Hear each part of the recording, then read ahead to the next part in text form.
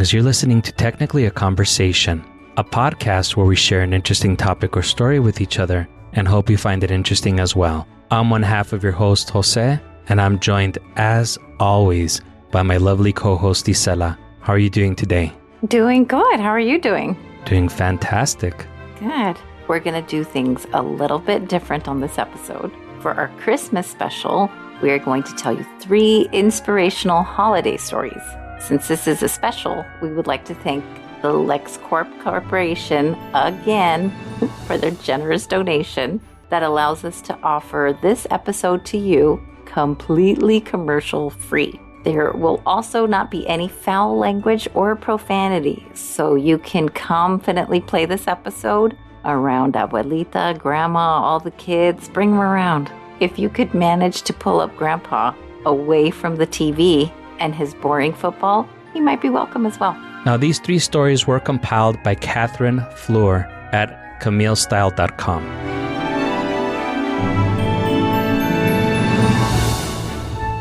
The first story is from CBSNews.com and is called California Woman Who Tries to Rent Family Via Craigslist Gets So Much More by Steve Hartman. Jackie Turner is a junior at William Jessup University near Sacramento, California. She's a straight-A student who works part-time as a tutor and dreams of having a career helping troubled children. 11 out of 12 months, she's great.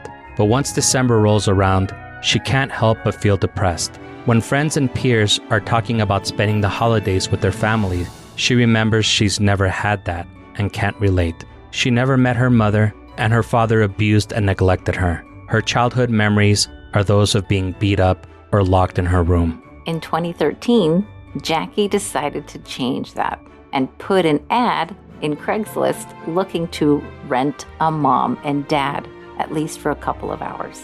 She even offered to pay them just to act like her family. She received dozens of responses. Half of them were from parents who wanted to help for free. The other half were from other young people who felt the same way she did. So Jackie held a meeting for all of the people that contacted her to pair up the parents who had extra love to give with the kids who were in need of love. She made half a dozen matches, including one for herself.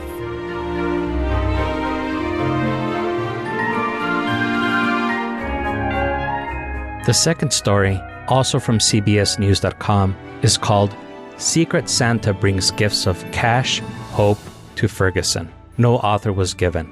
In 2015, the death of an unarmed 18-year-old Michael Brown by a police officer was still fresh on the minds of the people of Ferguson, Missouri. Garrica Lewis was crossing the street with her 10-month-old daughter and the girl's father when a swarm of police officers stopped in front of her, sirens blazing.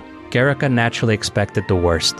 What she didn't expect was that she would be receiving several $100 bills from a secret Santa who chose Ferguson as the spot for a holiday cash giveaway. The donor worked with the Ferguson Police Department, Missouri Highway Patrol, FBI, and visited several thrift shops and elementary schools to distribute the cash. The police were also pulling random people over to give them cash. In total, this Kansas City businessman turned Secret Santa distributes between $100,000 to $120,000 annually and has spread his holiday cheer to other cities like Charlotte, North Carolina, Detroit, Michigan, and even Phoenix, Arizona. The Secret Santa requests to remain anonymous to focus the attention on the importance of charity rather than his own background.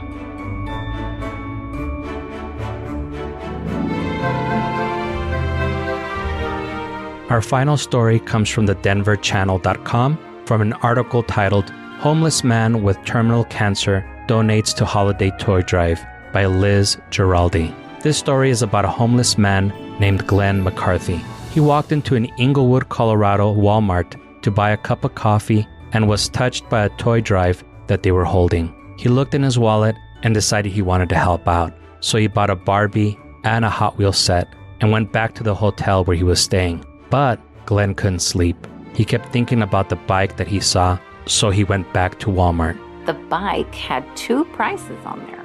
One was for $59 and the other was for $44. When the clerk at Walmart realized what Glenn was doing, he gave him the bike for $44. While that's not a lot of money for some people, that's all that Glenn had. Glenn has always loved Christmas and wanted to make some kid very happy, especially since this probably was going to be Glenn's last Christmas. Earlier that year, Glenn was diagnosed with terminal cancer and was told he had less than a year to live. He stated that it took him losing everything to realize he's happier now, struggling for everything, than when he did have money.